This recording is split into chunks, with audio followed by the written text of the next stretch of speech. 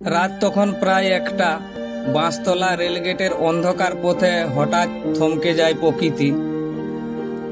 10টি হাতির একটি দল ধীরে ধীরে পার হচ্ছিল রেল লাইন। বাঁশতলার দিক থেকে সিপাহী বাঁধের দিকে যাচ্ছিল, খাবারের খোঁজে, হয়তো বা একটু শান্তির খোঁজে।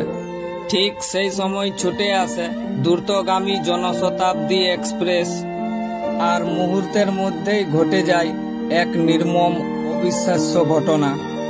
রেল লাইনেই কাটা পড়ে মৃত্যু হয় 3টি হাতির। মৃতদের মধ্যে ছিল 2টি শাবক হাতি ও একটি পূর্ণবয়স্ক হাতি। বাকি 7টা হাতি যারা বেঁচে গেল তারা রেল লাইনের উপরেই দাঁড়িয়ে পড়ে মৃত সঙ্গীদের পাশে। নিঃশব্দে, শোকে স্তব্ধ, তাদের চোখে শুধু জল। দেখছো না, চোখের জল আসছে, চোখের জল বাইরে দেখ, ওরা বলে মানুষও কাঁদে, দেখ হাতিও বলে। শাবকের মা তার সন্তানকে বারবার সুঁড় বাড়িয়ে ছুঁতে চাইছিল এবং মৃত শাবকটির মা তার সন্তানের গায়ে বারবার ঠেলা মারছিল, যেন ডেকে বলছিল উঠো।